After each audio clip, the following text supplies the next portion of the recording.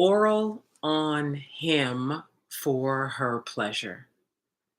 Oral on him for her pleasure. This is a segue into womanhood talks. So, you, before you go, let me get so on Sunday, we're having up to 3 women a closed door conversation about this oral on him for her pleasure and the root of that, which is you being honest in your body as a woman. Then there's a joint talk that I'm having publicly on Monday with Adina. Okay. So I'll be talking more about this today, but just let you know that's like if you want to go, if you're a woman, one, you must face annihilation. And this is for man and woman, this part. You must face annihilation over and over again to find what the fuck is indestructible in you. You must face annihilation over and over again to find what is indestructible in you. 1. 2,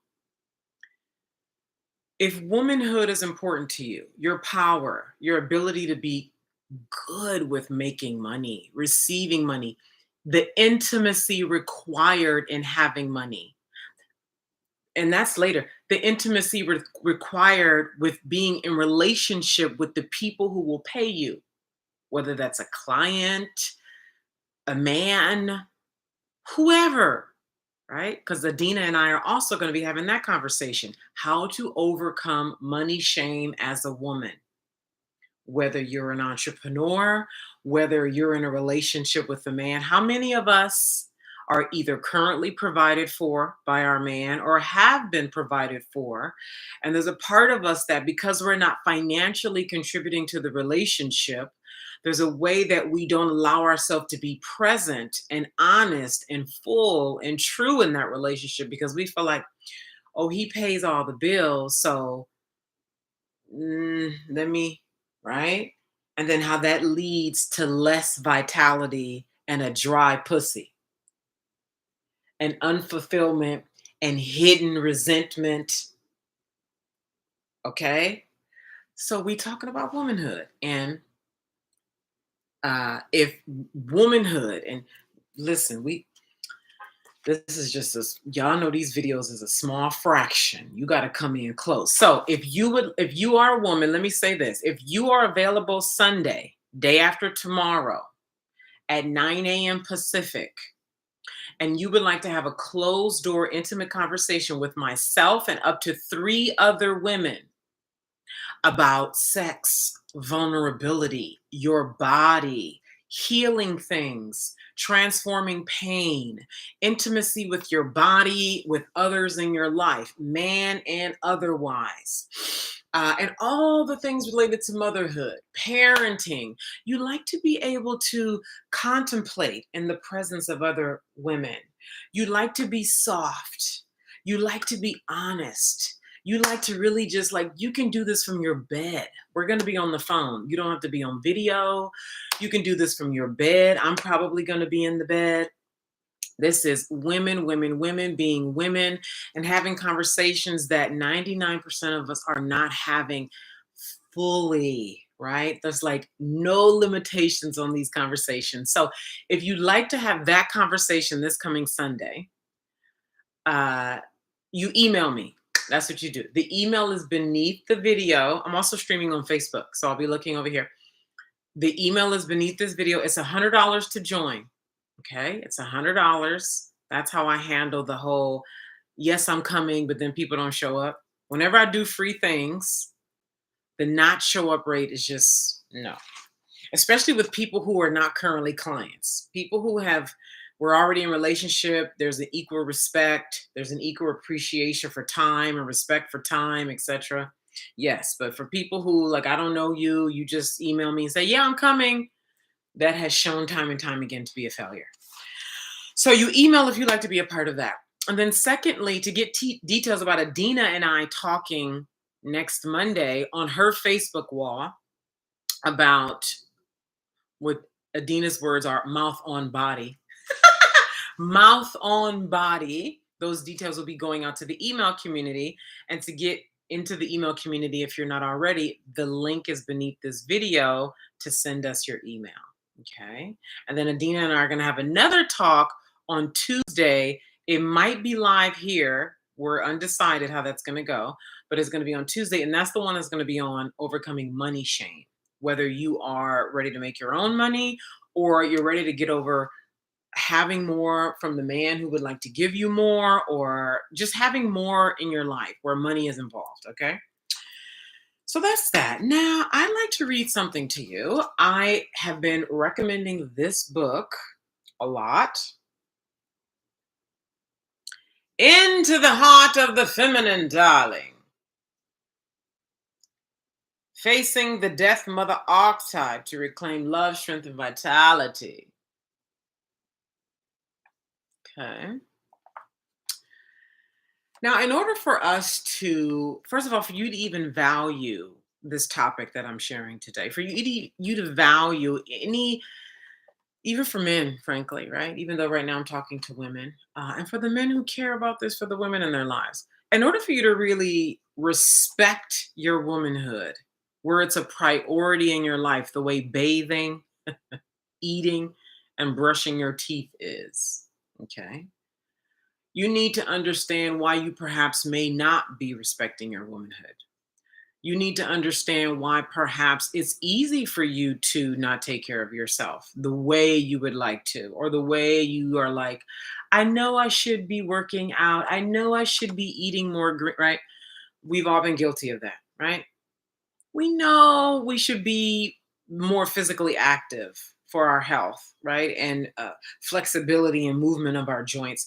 We know we should be eating more greens and foods that have the minerals and vitamins. We know we should do a cleanse. We know, none of this is foreign to us. We already know, right? And we don't do it. And we so easily don't do it, right? Then we beat ourselves up for not doing it, right? You're not alone, sweetheart.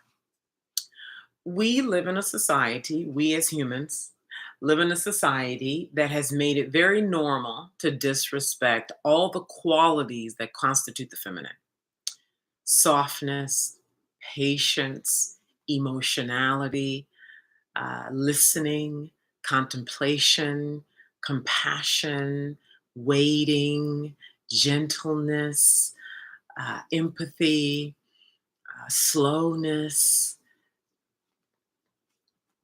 Again, watch the movie Moana to see what happens when we disrespect and denigrate the feminine. So, because that is so ubiquitous in our society, you and I very easily disrespect what's in our nature as beings in female bodies.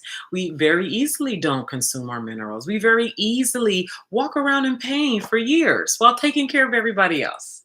And then we gather in mom groups and mom blogs and talk about how hard it is to be a mom, and our husbands don't know what we go through, and we're in pain, and we don't get our needs met, and we sort of commiserate around lack of caring for ourselves. And it's culturally normal, right? It's culturally normal to be an exhausted, tired, overworked, undercared for wife, mother, woman, and it's just normal, right?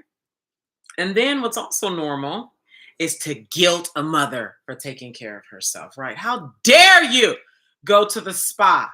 How dare you take a week away from the children? How dare you think of yourself first? Well, goddamn, how the kids gonna be well if I ain't well?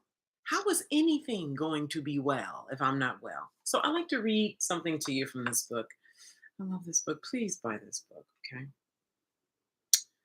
In this book, the focus is on the death mother, facing the death mother archetype to reclaim love, strength, and vitality. And this book is written by a husband and wife duo who are Jungian analysts, okay? Here it is. On the other hand, if we avoid knowing our psychological and emotional needs, what are your emotional needs? Truly. Does the man in your life know your emotional needs? Well, he can only know if you know. What do you know? Are you conditioned to ignore your needs because On the other hand, if we avoid knowing, and I'm going to connect this with oral on him for your pleasure, okay? Because as a woman, everything you touch is impacted by you being a woman or not. The man you choose, the way you make love or not to the man in your life, the way you perceive your body. I'm going to go somewhere with how former clients I've had, particularly when I was working with helping women heal sexual trauma, who were under the shame of religion, whether it was Christianity, Catholicism, and how the shame and uh, disconnection from former clients' bodies, they were disconnected from their body. Religion told them to be ashamed of enjoying sex, ashamed of arousal of her genitals. And so if I walk around ashamed of feeling good in my body, I'm going to finish reading this. It's just, listen, I'm a woman who's very honest and alive in my body. Okay. If I have been told since I was a girl, keep your legs closed, and I've been told directly and indirectly that to enjoy my body, to enjoy the 8,000 plus nerve endings at the tip of my clitoris is bad. What? Whoa. My body is bad? My clitoris? This thing that I am born with and to feel it is bad? I'm a whore if I enjoy the sensation at the tip of my clitoris. I'm dirty and defiled and unworthy of love, marriage, and sacredness if I enjoy having my clitoris stroked and licked, if I enjoy being in the company of a man, my man, allowing him to enjoy me, allowing me to enjoy him, I'm a whore if I enjoy that. If that's pleasurable and arousing for me to even feel, oh my God. Listen, sweetheart, you're not the only one. This is what living under a patriarchal, and that's a whole other, this is deep, okay? This is not against patriarchy. There's lots of benefits in patriarchy that has divinity in it, okay? This is the oppressive patriarchy, okay? So there's a fine distinction there, and I'm going to leave that there to unpack at another time. So, former clients I've had who literally ended their marriage engagements because they were afraid of the bedroom. Like, this is not make believe. This is happening in millions of marriages around the world. Okay. Where women are just trying to hurry up and suck their husband or not do it at all or say she got a headache or what have you done? I mean, just tell it. Like the video and subscribe to the channel, please. Thank you for the likes that have already come in. Okay, so I'm going to get to that in a little bit and tell the story of a former client, grown woman, like 43 years old, who was engaged the second time.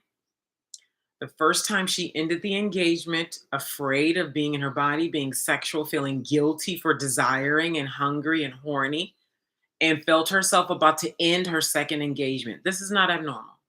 Okay. So, I'm reading from here. On the other hand, if we avoid knowing our psychological and emotional needs as the projections from our patriarchal complexes compel us to do, we feel isolated.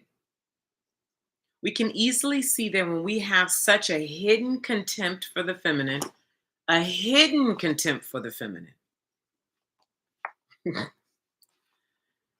And when we live lives of over rationality, over control of our emotions, efficiency, and productivity, we are feeding the death mother complex. Now, these are all products of the patriarchy. Efficiency, productivity, right? The whole world is about being efficient, being productive, being orderly, being right. These are patriarchal. Now, there's places for these, but this book talks about over control of our emotions. Oh, just overboard. When we are like this, we are feeding the death mother complex.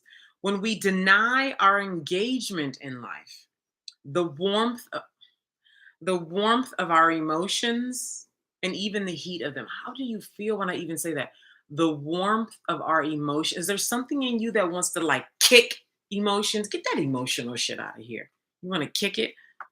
Yeah, that's what living our society teaches us to do. Get to work. We got work to do. What are you producing? What do you bring to the table, man? A man asking you about what's your productivity levels? What do you do? How efficient are you? Baby. Okay.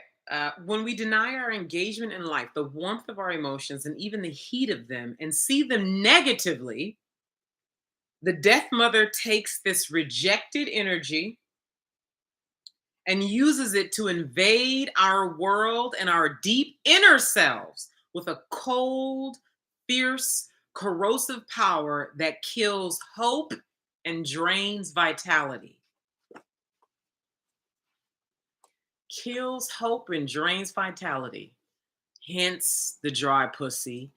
Hence, you want to create these amazing, artful, beautiful, feminine, lovely things, but you just, there's something in you that feels paralyzed, right? The animation of your emotions, and really being connected to them in a rich way. Knowing what it says here, your emotional needs, you deny them because get to work. So then you reject, and then a complex develops. Okay, the death mother complex. And then you create, anyway. So, okay, you got me so far. Now, this is why we so easily just oral. You know how many women, Lord knows how many people even unsubscribed when I sent out an email that had oral in the subject line, right? Or how many women roll their eyes at the thought of oral for a man, right? So let's get into that. And then I'd like to go, yeah, I'm going to flow here.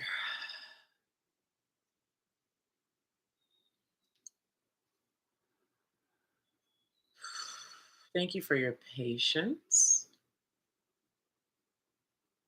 So I'd like to share what this feels like for me right now. So please be patient. Okay? Please be patient. We are women. Many of us are females. We've yet to really become whole, powerful women. Okay? A whole, powerful woman is honest in her body and in her expressions. Many of us don't even realize how much we lie for good reasons. Adina, who you're going to meet if you come to our talk on Monday on her Facebook wall, again, to be notified of, to get a link to her wall to see our talk, we're going to be live on Monday at 4 p.m. Pacific. That's our scheduled time. Anything can happen, but we've already agreed to that time on Adina's wall, 4 p.m. Pacific, Monday. So to get the link to her wall to join us on this topic Monday, send your email with the link beneath this video. When Adina and I were talking yesterday, she used the word dangerous. And if you're on my email list, you've seen me talk about this, about the danger, what feels to us like quietly. We don't typically talk about this publicly, right? But when we're, in our feminine space at home, quiet, alone, and we really start becoming intimate with our inner world and imagining ourselves being visible in the world, saying what we really mean, Saying what we really mean with the men in our lives. That's a big one for a lot of women. Saying what we really mean. Welcome in, those of you on YouTube. Like the video. Saying what we really mean. Asking for what we really need, right? Something that could be far outside of what has been normal in that relationship, right? If he's only used to giving us this much money, but something in us wants something like triple the amount of money because this thing we would like to have that costs way more money than he's used to giving us. And us wanting to go ask for that or suggest that, but feeling like we don't deserve because like feminine stuff, like womanhood, what? If your role has been wife and mother and he only sees you as that, and he doesn't even know, men don't know womanhood. They are taught it by our presence. They are taught it by our way of being with them, by being in relationship with us. But so many of us are not full women that, and I've seen, I'm constantly paying attention to men. I'm on YouTube videos watching men talk about relationships and looking at the comments of other men. I'm having conversations with men in the real world and hearing how they talk, how they see women. And so many men does not know what a whole powerful woman looks like. They do not know. They literally don't. They see women the way they see their mom, typically. Okay. So if they had a healthy relationship with their mom, that feeds their anima. This book talks about it. And what they do is it's in their unconscious that this is what a woman looks like, feels like, and they end up marrying their mother. That's why you see men and you look who had good relationships with their mother and you look at their wife resembles their mother in many ways. Her hair is like his mother, her demeanor is often like his mother, and he measures if she's good enough, qualified to be in his world based on if she represents the projection of his mother onto her. Okay. Then when a man has a poor relationship with his mother, that oftentimes handicaps the healthy development of his inner anima, which, by the way, the anima is a Jungian phrase, Carl Jung. Okay. You I don't know if you know, right? So that's some education to be had, but and it's talked about in this book, but the anima is the inner female in a man, okay, and his relationship with that. So if he had a poor relationship with his mother, that handicaps healthy development with this inner feminine, and that's why we have what we call fuck boys, right? When this unhealthy, what a lot of women call toxic masculinity, men who they lose their frame in relationship with women. This book even gives examples of men who had cold mothers and then they marry women and they're unable to lead in the family. The woman, because he marries his mother again, is a cold, his wife is a cold, controlling woman, and blah blah, right? How that works out. So uh if the men who we get with, depending on how we are in relationship with them, which is we model, gosh, this is so much. Who we are is representative of what the relationship was like with our mother and father as children, right? So many of us are not women. So we get with a man and he's not with a full woman. And so you see how that plays out. You don't get your needs met. Lord knows how that plays out. And so a lot of men don't know what a whole full woman looks like. And so it becomes very difficult depending on his identity, his attitude, his relationship with his inner anima, for us to then be whole with him. Okay. And so you're married to this man, you're developing your womanhood, you're desiring more. And because you are on the you're developing into respect for your womanhood, but you're not quite there yet. It's hard for you to ask for things that you need. It's hard for you to, especially if you're already in a pattern or rhythm and familiarity with him, which you are if you've been married for some time, right? You're becoming a new woman, and that can rock whatever is normal in that relationship. Um, So I'm not sure why I even went there. But what it feels like is becoming a woman in today's society can feel dangerous. Yes, that's what it was. Because Adina brought that up yesterday about feeling dangerous to really become like a woman who's honest. Oh my God, who's emotionally honest, who you say what you actually mean. You ask for what you actually want.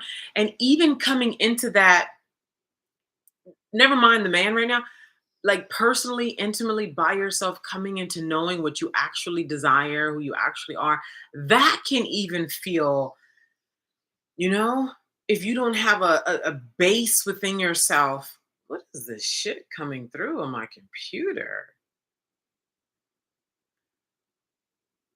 So, all right, so that's that. Now, I'd like to talk about this, and this woman represents a lot of women who I've talked to. This woman just came under Catholicism, okay?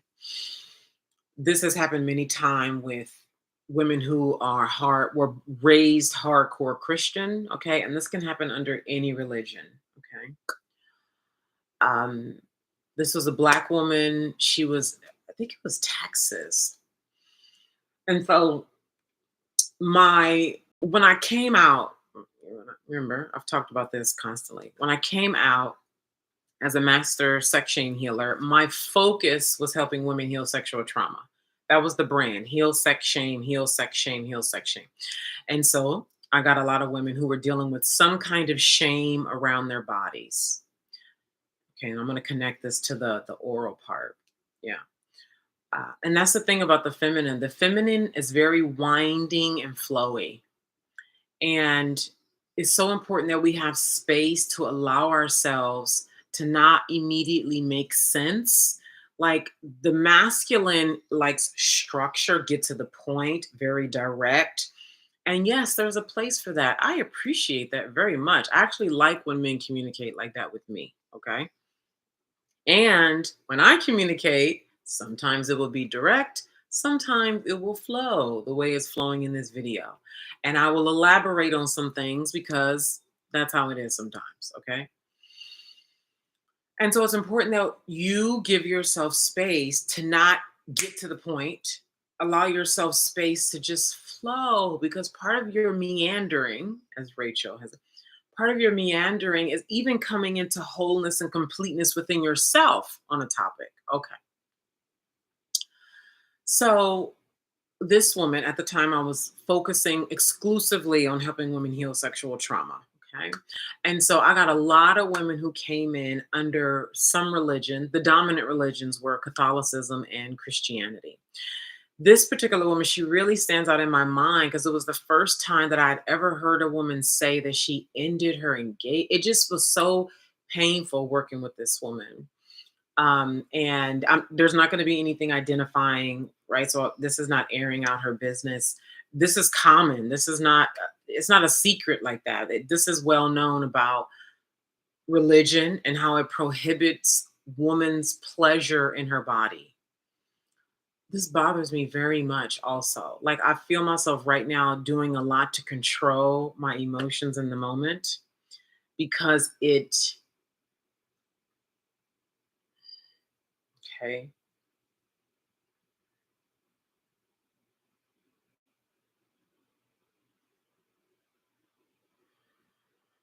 Ah, what it is to be a woman. What it is to be an honest woman who's true. All right. So this woman was engaged for the second time to a man that she says was a good man. Okay. And she came to me because she could feel herself wanting to end engagement to this man for the sheer fact that she felt like she would be incompetent in the bedroom while simultaneously, oh God, desiring good sex while being horny. Like, what? This is the mind fuck. God. I'm so sorry, you guys. I'm so sorry.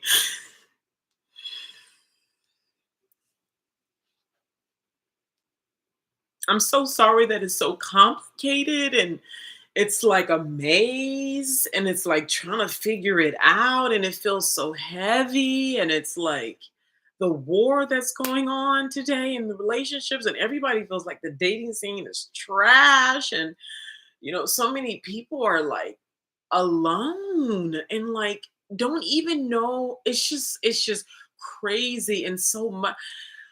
This shit is so easy and the frustrating part is that religion has so. Oh my god. Oh my god. Please give me a minute.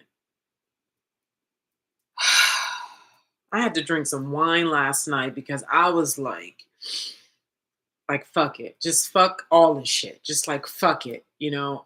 And this was after yoga. I went to yoga yesterday. I was in the jacuzzi with my swim buddy. I even got in the pool with her for a little while. Then we got in the jacuzzi. And then we got in this sweaty steam room. We went to yoga, and I was still like, you know.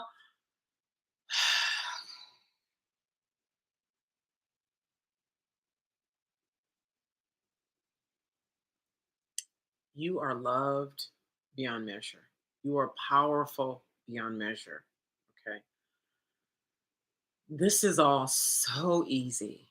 And we are what makes it so hard and why it was hard for this woman who was feeling these conflicting things. Where on the one hand, I'm ashamed to be sexual with this man who I'm engaged to be married to, okay? Who is a good man, who I said yes to marrying him. Marriage is scheduled. And I feel ashamed of all that. And I want it. Like, what is okay? Okay.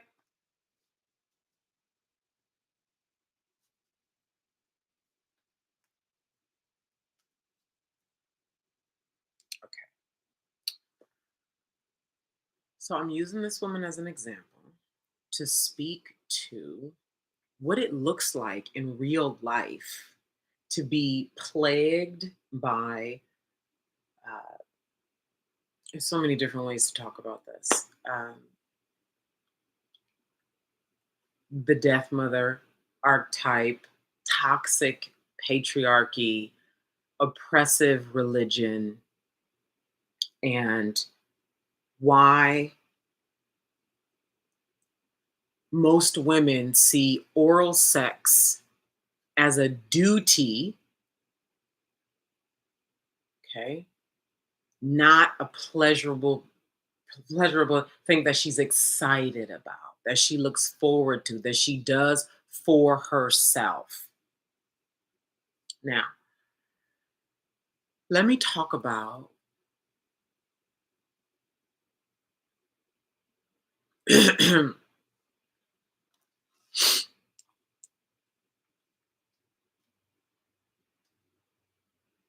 what that even looks like.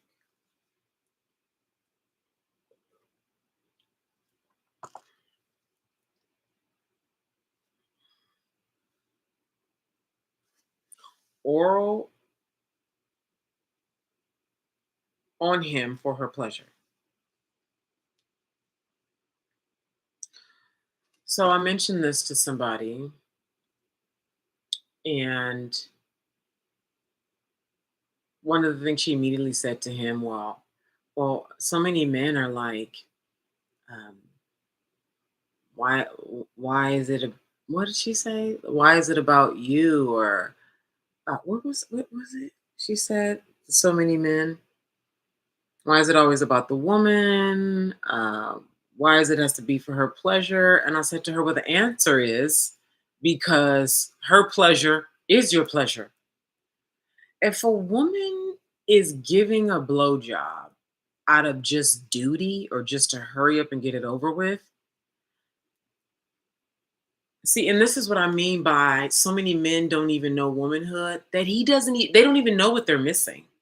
They don't even, whew, how do you miss something you've never had? if you've never had a woman be in full electric excitement about putting her mouth on you, feeling good in her body doing it, feeling good as a woman, feeling turned on as a woman, whole, complete, not like, let me hurry up and do this so we can go to bed. Let me hurry up and do this because I'm a wife, and if I don't do it, he gonna get it somewhere else, or he should have that because this is my husband kind of thing. Listen, folks can do whatever they want to do. But the statistics, and if it's a statistic, that means the numbers are way higher. Okay. If it's a statistic, that means that's how many people are actually reporting it. So we know that there's many more people who feel that way who are not being reported. Just like divorces at what, 55% now, those are just people who actually get divorced. There are plenty of people who are married and actually would like to divorce or don't want to be married anymore, but we know they stay together for the kids because it's cheaper to keep her, because whatever. Okay. Which, so the statistics say that 80% of women don't even climax. Tony Gaskins and Anthony O'Neill talked about this on Anthony's podcast about a month and a half ago, that 80% of women, married and not married, do not climax during sex. They do it because he needed, and right, uh duty. And so this is what I mean by, so keep in mind, if 80% of women are not climaxing during sex, that means they're not fully in their body. They're not, if you're not honest and alive in your, do you, being in your body as a woman and being alive, that's essential. That's like ingredient number one. Like, what are you doing? Right?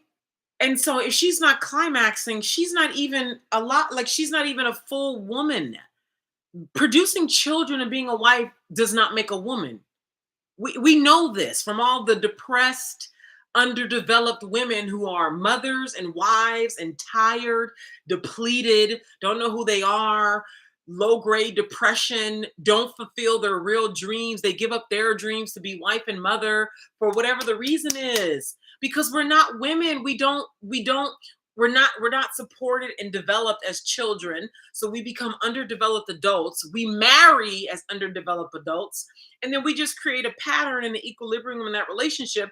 Then at some point the pain gets great, then we want to heal and come to know ourselves, then a new equilibrium must be established. And so we got to have the courage and the risk to shake that marriage and get past that and still be healthy in the marriage, and then become a full woman in that marriage.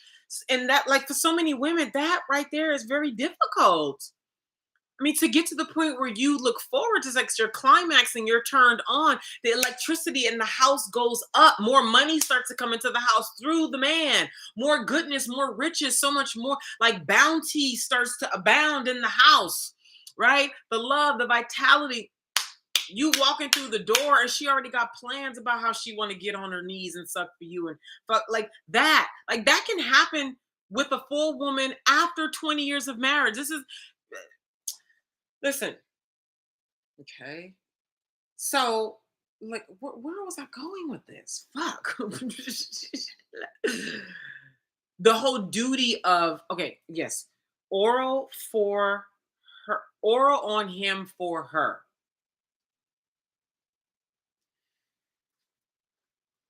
You gotta feel, man. You gotta feel.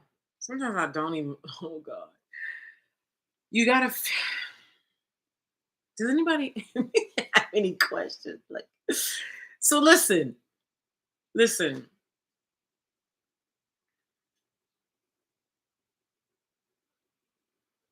I always feel, always, but often I feel my hands tied doing these videos because, anyway, I'm not going there. I'm not going there. Pardon me if I seem all over the place. Okay. Like the video. Hi. Um,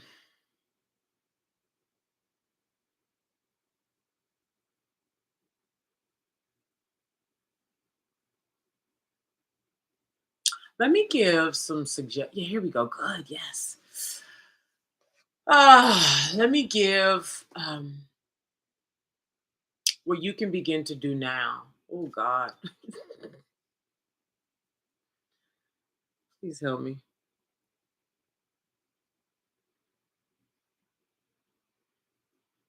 We need so much more. We need so much more. Number one is space. Okay. Number one is space. Number one is space.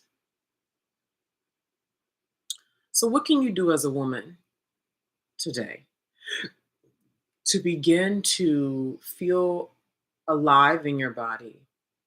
And this is independent of men.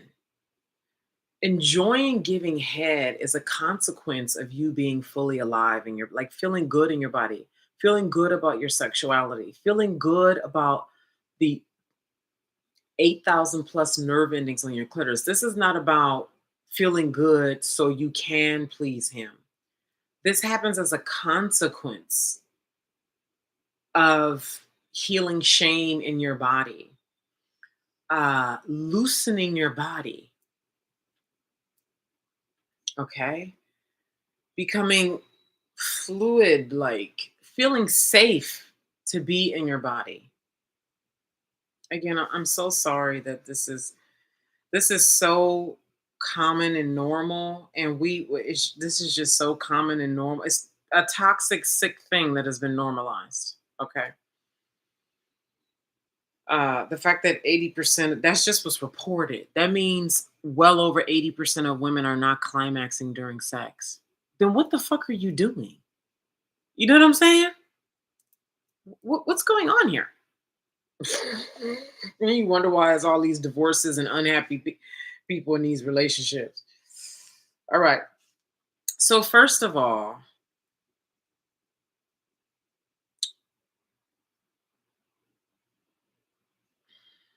I hate to do's. I hate even saying this right now feels fucking annoying. What we need is the environment with other women. This is what we need. We need the environment with other women. Thank you for the love. Okay. That's why we're having Sundays talk, womanhood talks. You can listen to it's a talk we're having on Sunday. You can email me for more, up to 3 women to have these closed door, raw conversations. Thank you for the love. Raw, closed door conversations about womanhood. Okay. How do you feel in your body? How do you feel in your body? How do you feel? How does this feel to you? Let me share a story with you. How would you feel doing this? So I have a former lover who the sex was really good. Sex was really, really good. And I remember one day we were just naked, hanging out, having a good time. And I remember I got on my back and I opened my legs and I just wanted him to look at my puseta. My puseta. That's Brazilian for pussy. And he did. And I just wanted him to tell me what he sees. What do you see? It was gentle, it was playful, it was soft. And I love receiving oral sex. I receive well. It's one of the things that I would teach my healing sex shame clients about how to receive oral from men. There's a video on this channel. It's old. It's like, I think 2014 I put it out, or maybe 2015. Yeah, 2015. About how to receive oral well. It's amazing how many women do not know how to receive from men, right? They receive, not really, and they want to hurry up and go suck his dick fast. Like, oh, he did something for me, I climax. Let me hurry up and go do it back to him, right? There's not even a softness and a true reset attending to her.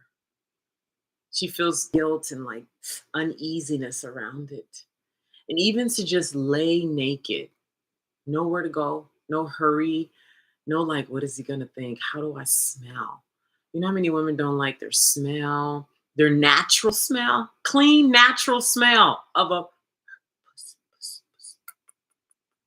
How many women don't like their smell? How many women don't like what their pussy looks like?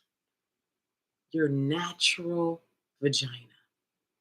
Natural, just natural. It's natural fluids, it's natural smell. Where do you think that comes from? For those of you who have daughters, right? You changing her. I have a 20-month-old niece. I change her diaper. She is touching herself like nobody's business. She's not ashamed of the look and the smell. She touching that thing, legs wide open in the air. Like the video. And somebody comes along, right? And says something to you to make you feel like you don't even know what it is, but what the tone that they use when you're 3, 4, 5, 6, 7 make you feel like something about that is bad. You don't know what. Stop touching yourself like that. What you doing? Like with a suspicion, putting that on you, and you only 6, right? And you start going to Bible study, like this former client, right? You're a Catholic, you're a Christian. My mother was Jehovah's Witness. The loud message in my house when I was coming up as a girl was keep your legs closed. How many of y'all got some kind of message like that? Keep your legs closed. It was keep your legs closed and get your education. Keep your legs closed and get your education. Would somebody like to put in the chat what was the message in their house? What your daddy say? These what was the message? We all got some kind of message, right? If your daddy was involved in your life, he told you you better, right?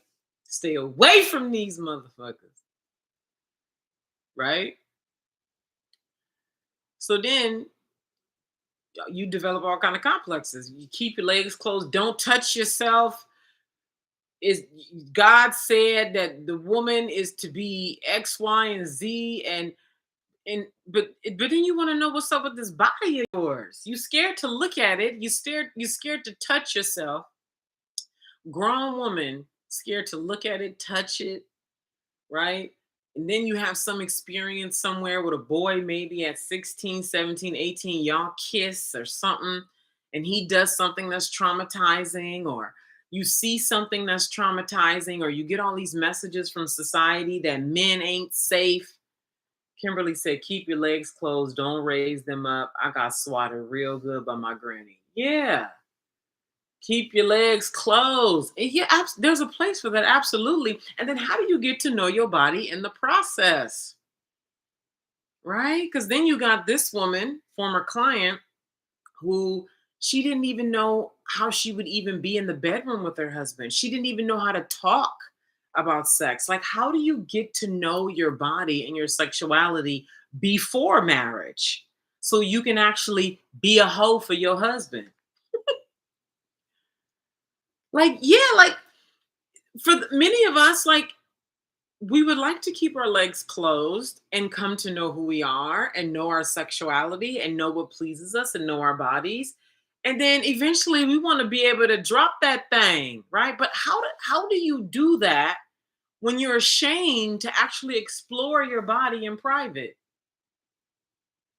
How do you do that when you feel shame for feeling good? Wait. How does this work? Like the video? So having these conversations like we're going to have on Sunday, like Adina and I are going to have on Monday, like more talks that are coming. I'm telling you, get on the community list if you're not already. If your womanhood is a priority to you and it's touching everything you do anyway. If you deal with jealousy, rage, repressed emotions, you want to develop your career, but you're frozen, you feel paralyzed. If you have chronic back pain, chronic neck pain, chronic foot pain, chronic migraines, fibroids. Darling, this is normalized sickness. And there's good reason for this normalized sickness. You are not alone and it is not your fault. We live in a sick society where sickness has been normalized and just treating symptoms is the way now. We don't even get down into the root. Become a woman and a lot of shit heals itself. Because when you get into the mind and the heart, the body and the pussy, a lot of healing naturally occurs. The mind, the heart, the pussy, and the body, because the body keeps the score. The body, when the body says no, these are books. The body keeps the score, and when the body says no, we're neglecting our bodies all the time. And then what do? We go get a damn surgery to fix it. That ain't dealing with the core of the problem. How many of us have had surgery to have our fibroids removed? That's not the core of the problem. I had surgery to get my fibroids removed. That's not the core of the problem. Cancer is at an all-time high. Getting surgery is not dealing with the core of the fucking problem.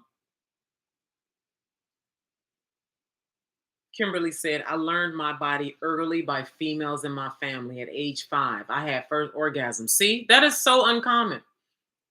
I got a lot of spankings. Spankings for what? Why'd you get spankings? I thought you were learned in your body. You mean spankings for being alive in your body and true, and then them saying spanking you out of the pleasure? Is that what you mean? Trying to, make you feel scared to get to know your body more, so they would spank you to get you to stop? Versus allowing the space that a woman needs. The feminine requires space for development and full honesty. Full honesty of her body, full honesty of her expression, full honesty of her darkness. It's not sunshine and fucking roses all the time. All right, so finishing the story, my lover and I. And he enjoyed mouth on body, his mouth on my body. He enjoyed it very much. Okay. And I remember one time we were in the kitchen. So he's a Caribbean man. And he was a self-identified green thumb man. Y'all know green thumbs, right? And he cooked well. Okay. Ooh, honey. He enjoyed it. That was his thing, period, right? And one time we were in the kitchen, he was cooking, and I was sitting there and we were talking while he was cooking. And he was like, you know what I like about you? I said, what? He was like, when we make love, you just lay there and take it. When I eat your pussy, you just lay there and enjoy it.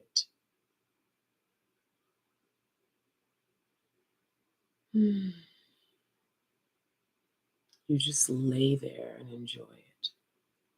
I'm not like so many women, tense in our bodies, worried about the smell, worried about the look of it.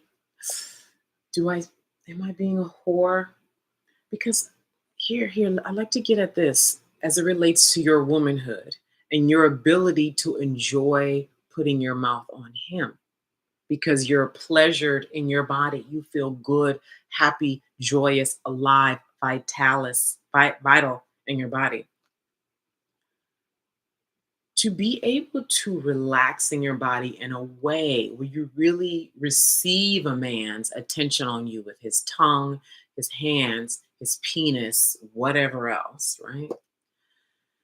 There's a real intimacy with yourself that's required, a real intimacy with your softness, with your body. And all this has nothing to do with the man. The man comes after, okay? And so when we're raised up in a society that just disrespects the feminine, doesn't even know what a whole woman looks like, shames feminine principles, shames fluidity, and how many women cover their bodies because they're actually scared in their bodies, right? How many women are just like how dangerous it can even feel to be electric and alive in our bodies. Like how many of us, we want to smile, but we know if you smile too long at a man, so many of them, because they're deprived of attention and love and affection, they think you want to fuck, right? How many of us, you deal with that? Like you just smile at a man because you're friendly, because that's how you are. And suddenly they think you want to fuck them, right? or you just don't even want to make eye contact because, gosh, if I don't give him my number, he might, like that woman in New York, got her face cut. Okay, because she was polite. She didn't want to give her number. What'd she do? What'd he do? He cut her in the face, right? How many women give a fake number because they're afraid that the man is going to cause some kind of harm, hit her, right? So many men, right? This, you see how complex this is. And so all of this external stuff going on is a reflection of what's going on within us as men and women, right? Okay. So this is why it's so imperative for us to become intimate with ourselves. It's why Adina and I are having a conversation. It's why when it I started doing this own healing of my own sexual shame very differently, because I started my own journey of healing my own trauma, sexual trauma, in very unorthodox ways. But I wasn't doing it for other people. I was doing it for myself. This was before I was a coach, before I knew anything about coaching, and just feeling a tightness in my body that was like, what's going on here? Right? Which is the reality for a lot of women. We're having sex, we're married, we have children, all that, and we are tight in our bodies. We are at dis-ease in our bodies. That's what cancer is, dis-ease. I just saw a post on YouTube yesterday, Black woman with a large following, about the surging of numbers of young Black women with breast cancer. And the options being, get your fucking breast removed or have chemo. Like, what the fuck? This, you see what I mean? The sickness and how we normalize it and we deal with the symptoms. Like, do you know what cancer is? It's inflammation, it's dis-ease. It's dis-ease at core levels. It is dis-ease at core levels. We are the number one with fibroids. Number one.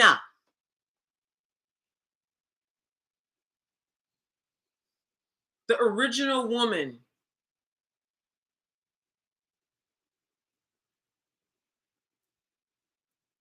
Number one. This is how important your womanhood is. Women, we teach men about womanhood. They do not know unless they see you model it. This is part of what the dissent is right now. This is not about how they're talking about it on podcasts and videos, and the way they talk about it, like, oh, well, it depends on who you're listening to. Black men constantly talk about submission. When you go to see non-Black men talk about relationships, it's not even about submission. I'm not going to even get into why that is. Okay. Those of us who know what the fuck that's about. But so it's not about submission the way they saying what it is. It's not about feminism. Listen, okay. Well, obviously, it's nuanced. Okay, it is highly nuanced, and you look at cartoons. It's in all the cartoons. It's in Beauty and the Beast. It's in Moana. It's in Frozen. Okay, it's in the Bible. It's in all the myths. It's everywhere for those with eyes to see and ears to hear. And what is, when I say it's everywhere, what is it's? The heart of the feminine. Period. Period. Period. Point blank. Again, this Adam and Eve story, the way we've been told it, everything is upside down. And here's the thing, women, the reason why I'm creating these environments for us is because I know that when we get into the company of one another, where honesty is allowed, full honesty, where you get to talk about your jealousy, you get to talk about your hunger, you get to talk about what's dark in you, and having it small. That's why I'm only allowing up to 3 women for Sunday's talk, where you get to talk about pain, where you get to talk about the vulnerability and the intimate relating with men in your life, whoever that man is, your father, your husband, your boyfriend, brothers, colleagues, male colleagues.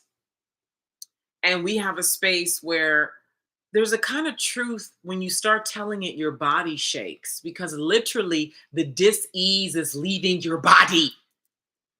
The dis-ease is leaving your body. That's a different kind of truth. Truth is not one dimensional. It's like, because I'm telling my truth. This is way beyond I'm telling my truth. There's definitely a place for I'm telling my truth. But there's another place that touches the heart of you. We teach men about what it's like to be with a woman. They don't teach us. They cannot lead us in this domain. It is a lie that the masculine and all his force and dominance and order and direction can come teach us about being a woman. No, what he can do is he can be a safe environment for us to develop. That's what he can be. But he cannot tell you how to be a woman. What you have, he literally does not have. He doesn't have it. Just like what he has, you do not have. So he cannot teach you about being a woman. He cannot come to you. He can't even ask you the right questions necessarily. He can create an environment where you can develop.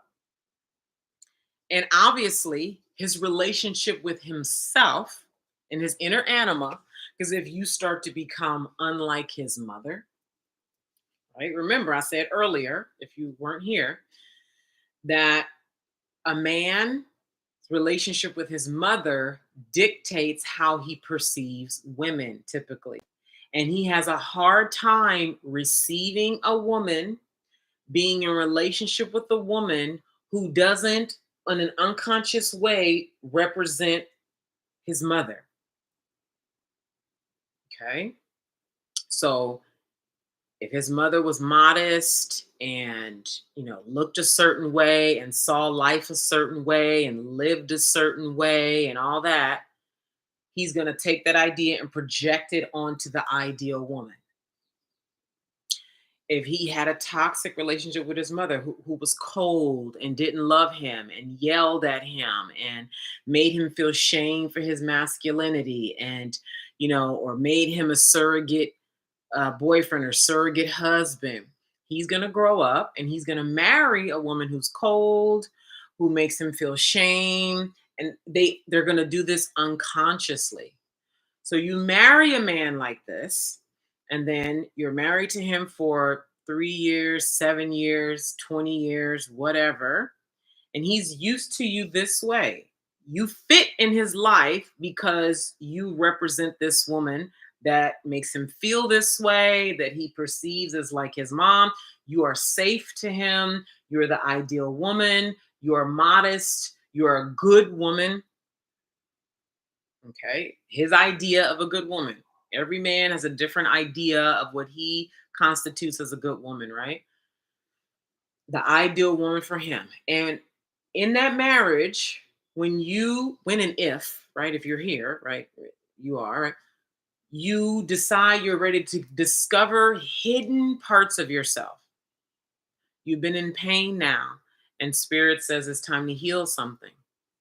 You don't even enjoy sex with your husband. You do it out of duty, and now you're ready to heal your mother wound because you realize you have a mother wound. You want to get something going with your career and money, but you're struggling with visibility and being honest on camera and saying what you mean. And so you go start wanting to explore yourself quietly, right? You're reading your books at home in your spare time. You're doing your prayer. You're doing your meditation.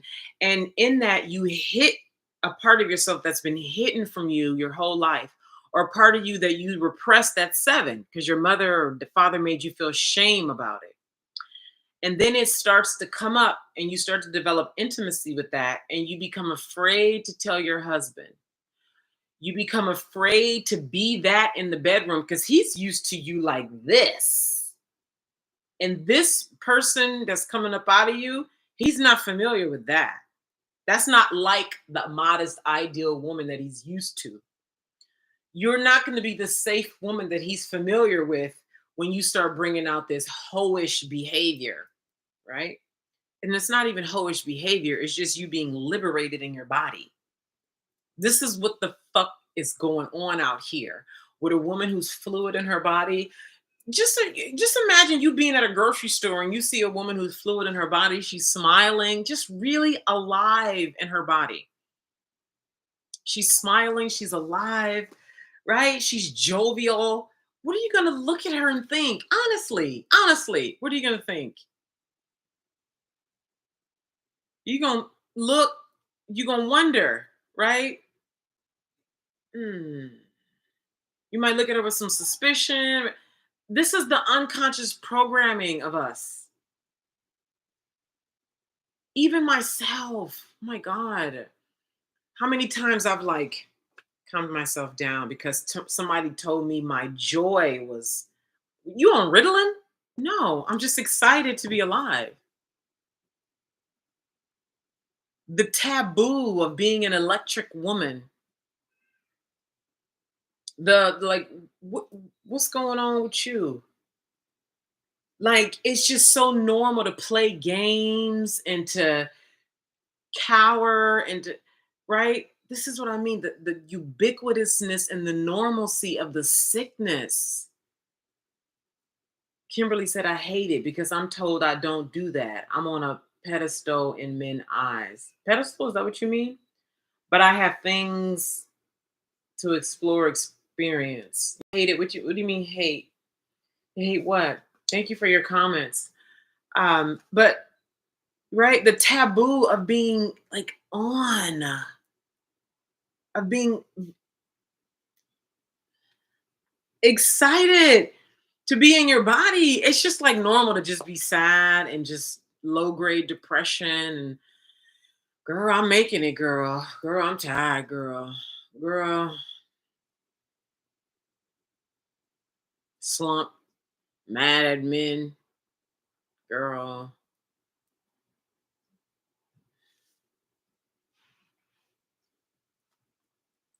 So you start coming alive a little bit. You get to know parts of yourself that you, oh my God, you're 45 years old, and in your healing and meditation and looking at your vagina in the mirror, right? You have a full length mirror, or maybe you have a handheld mirror, and you decide that once a day, or I don't know, a few times a week, you're just going to open your legs and look at yourself and be with it and watch what goes through your mind.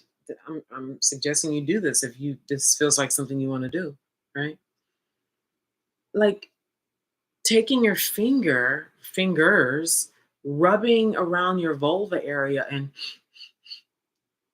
smelling yourself and noticing what goes through your mind. Notice, like, how do you even feel listening to me right now? Do you feel sort of like,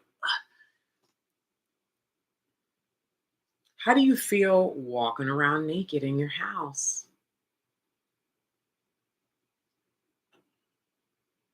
Like, how do you feel getting on your knees and like really getting into a submissive sexual role and enjoying it?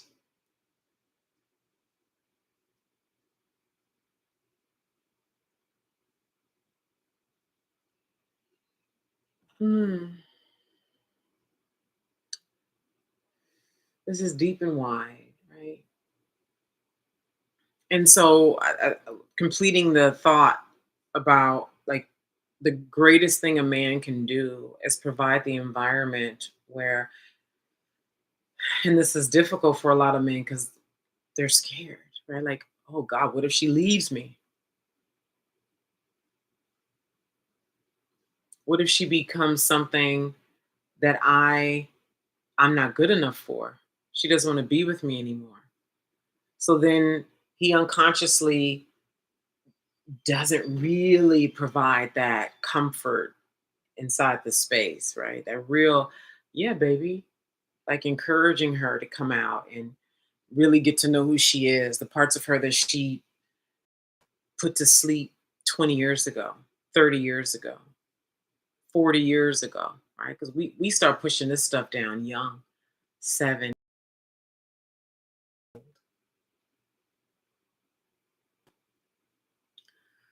So I encourage you to start doing things that soften, and you're really going to need, nobody transforms in a vacuum. Nobody transforms in a vacuum. And gosh, I know how difficult it can be. The vulnerability, and then also, what you can do here, what I want you to know you can do is you don't necessarily even have to come talk a lot. Like, because being a woman and really allowing the hollow space, the quiet space, the softness, the solitude, the relaxation, a lot of that is in being quiet. And so part of what I see the womanhood talk on Sunday being, this is the closed door one, because there's the one that's going to be public with Adina and I on our Facebook wall. The value, one of the values that I see in the private one is that one, you get to show up as a woman, right? You don't have to like alter and all that. You get to show up as a woman, but like you could be quiet and just really experience the medicine of somebody else talking about what they're moving through, processing. You could like just wait until something really like is ready to come out. A lot of times your the bubbling up of things comes from your physical body being in a space where it feels safe to emote. You see, this is the nuance of being a woman, right? Because how many times, right? Oh my God, how many times have we want to talk about something, like we're ready, we feel like we're ready, and we're either with our husband or friends that we currently have, or our mother or somebody else. And it's like a struggle to say what we want to say. And it's like, I don't know what the words are because there's actually something deep in you that doesn't feel safe in talking to them. There's something in you that knows they won't be able to receive you. And it's all unconscious stuff. You're like, it doesn't feel like I can really talk here. And then you talk to other people and the words just fall out of your mouth. You know, it's like, the number of women who've been like, and men too, who have like, gosh, I've never shared that with anybody. It's because the environment, and this is not something you can like try to do. You either are that space or you're not. So it's sort of like, you're with your husband, he loves you, right? He want like a good man wants to provide, he wants to do good to his woman, right? He wants her to feel good and this and that and that. But when he's not developed, he can't really be that space. So as much as he wants to, you know, be protective, be, you know, the environment, unconsciously he can't because this is all energetic. You're welcome, Kimberly. And I think this might be the end, like for today. So I'm gonna meander now. Well, maybe I have been meandering, but I'm gonna, yeah, here we go.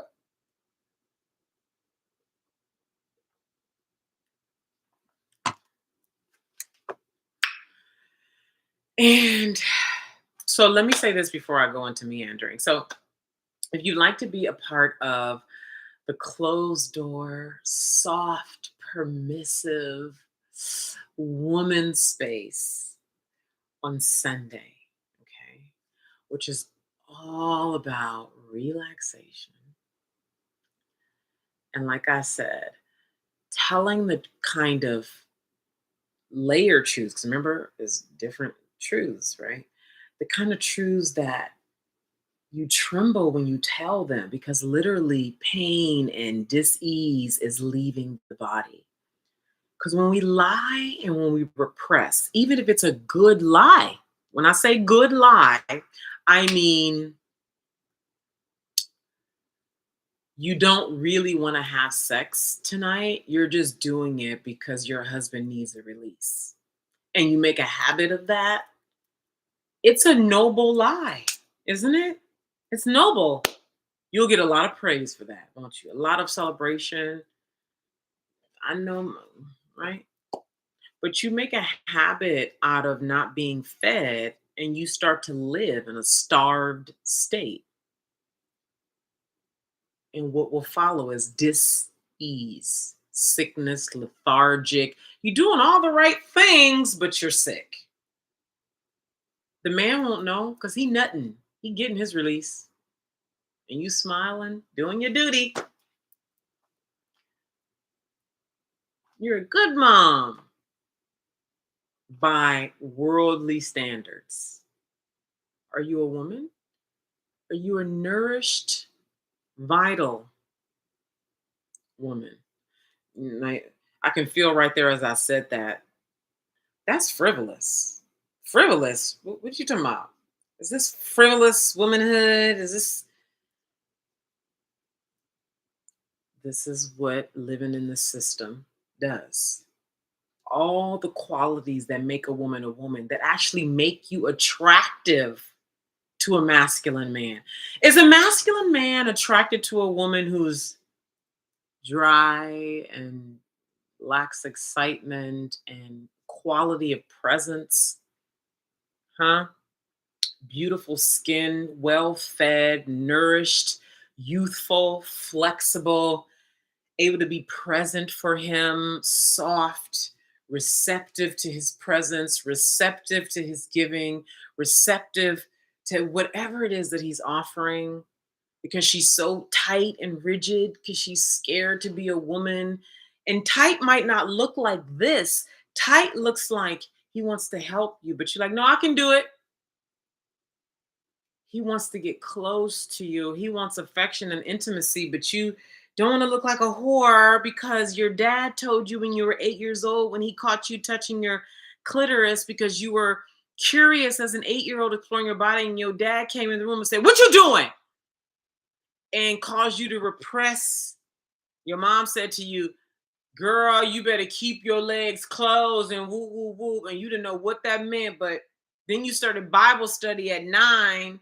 And then the Bible said, well, or how you interpreted it, how they taught it to you was the woman who's worth being married is the woman who you're not interested in sex. You're not excited. You don't look for pleasure. Your pussy is meant for babies, your husband's dick, his pleasure, and nothing more. How many of us got that message?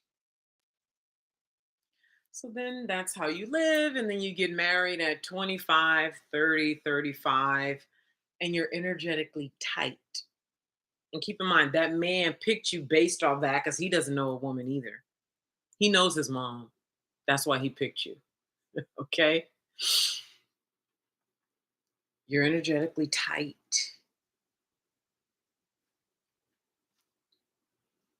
But you smile and you open your legs and give him the pussy because you're a wife and that's your duty.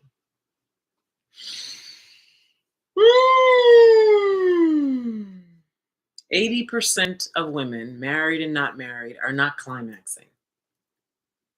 That is a statistical fact. That means you line up 100 women, 80 of them are not climaxing during sex or any kind of sexual activity. 80%. Those are the ones that are reported. Remember, the number is always higher than what's reported. So close to 100. And it's so normal. And here you come along because you've been healing, you've been looking at your body, the way I've talked about in this video. You've allowed yourself to get quiet and still and laid back. You've come into the womanhood talks like we're having on Sunday. You've allowed yourself to really soften.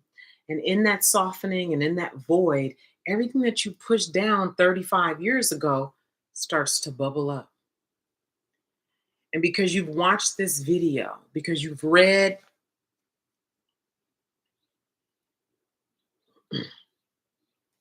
you feel a permission to allow it to come up. And it speaks to you because there's wisdom there. Baby girl, you got so much wisdom in your body. Like it's all there. Nobody's ideology is above yours. Nobody's ideology is above your body.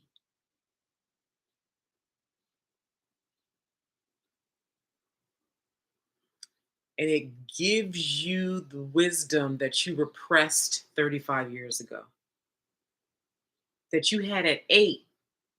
You already had it. And it infuses you back with the life force that you've been void of for the last 35 years.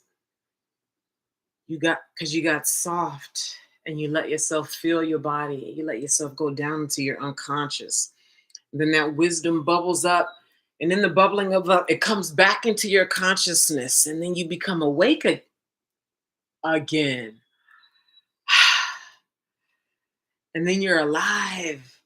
You have more life force. You're more flexible in your body. You have more space. You're more willing to engage, as the book talks about.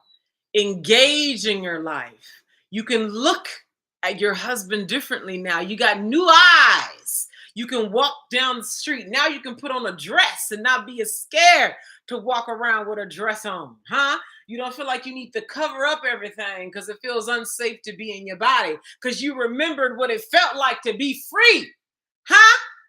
You remember what it felt like to be free in your neck and fluid in your body and feeling good in your body. You remembered, huh? It all came back. Now you're walking down the street with a pep in your step, multiple peps, and you got on your heels and you got a switch in your ass and you feeling good. And it don't matter what nobody say because you remember what you forgot 35 years ago. Who ain't gonna want that? Then I told y'all every time I get to meander and it all comes around. When you are that in your body, and it's for you, it's not because you want to get a man. It's not because your husband is in your face about more head. Right? It's not because you feel the pressures of society and what she said on YouTube and what you see men saying on the internet. And it's because I'm sick of being tired. I'm sick of pain. I'm ready to know who I am. I'm sick of running from myself. I'm sick of this boredom of my existence. And you do it to be self-serving. Because you ain't sucking no dick the way you actually can until you feel good. Okay? Because I'm telling you, dutiful head versus life-giving head is two totally different heads. Okay? So when you come to that remembering of who you are, and you feel good in your body like that, right? And it's all for you. The name of this video is called Oral on Him for Her Pleasure. And everything you start to do is self-serving you first. This is where the upside down confusion is. It is not selfish for you to put yourself first because when you feel good, you automatically make everybody around you feel good. Yes or no? We already know this as women. Whether you are single or married, when you come into this remembrance of your body, you are happy to drop yourself down. However, listen, your body gonna do it. You're not gonna even have to try it. You're not gonna have to orchestrate and plan the way you when you give dutiful head, dutiful sex. It's on the calendar. It's dutiful. It's scheduled. It's right. It's a chore. Okay. It's when if he come grab you in the middle of the day and bend you over and fuck you, you may or may not like it. Depends on the day. Depends on the mood. Right. But when you develop this womanhood in the way that I've talked about in this video and in the other ways that you're doing and reading about, girl, he could walk through the door, ain't even showered yet. You on your knees. And it's just, and you feel good. And you want him to feel good. It's like you pour your feel good onto him. I mean, that's what's up. Like, so that's, and keep in mind, in closing, this is one piece of your womanhood. This is not the totality at all. Remember, as I said earlier, mind, heart, pussy, and body. And then, as I wrote in the email, which if you're not on my email list, if you like to get content and offers and invitations that the internet never sees, there's stuff that's going on that YouTube don't know about, the outside world don't know about. Only people on my email list know about. So VIP offers, invitations to private talks, content that's not for any old everybody. That's in my email community. To receive those, there's a link beneath this video for you to send me your email. I sent an email out, was it yesterday? Yeah. It was called Between Your Legs. That was the subject line, Between Your Legs. And I talked about your greatest place of power and trigger, which also for many of us is where we're paralyzed, is your voice, your body, your money, and your sex. And I talked about what that looks like, and I talked about how to transform that. Again, to my email list community, I sent this. So if you're not already on my email list and you like to receive VIP invitations, content that the world never sees, invitations to private talks, and just other things that's going on in the world of womanhood and transformation, there's a link beneath this video, and you can send me your email, and automatically you're subscribed to the email community, okay? So again, this coming Sunday, 9 a.m. Pacific, is my first womanhood talks. It's private, closed door. Up to 3 women are being welcomed to keep it really, really small. It's $100. Okay, it's only $100. We're gonna go until we decide we're complete. So there's no hard finish time. So if you want to be done after an hour, so be it. If everybody is like, we're done after an hour, so be it. If we go to 2 hours, that may even happen. I do not have a hard finish line. I said we're gonna be here and let the spirit take its course. So we do start at 9 a.m. sharp, okay, and then we'll go until we go. So although this video is about oral on him for her pleasure, the talk on Sunday is an inclusive talk. Sex, your body, your money, money shame, motherhood, whether you are single coming into your womanhood, whether you are married coming into your womanhood, you're a mother dealing with pain in the body, transforming as of today in this sick ass world. You can go buy this book and bring your thoughts about this book to the group. This book is amazing. Like, this book is like, it's a cornerstone in your womanhood because it touches every single human being, every single human being.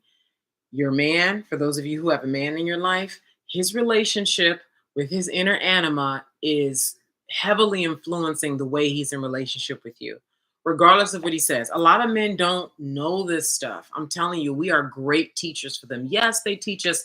Yes, they are teachers. Yes, men are. We are teachers too. And it's really time for us to take our place as women. Okay? You are profound. You are so profound.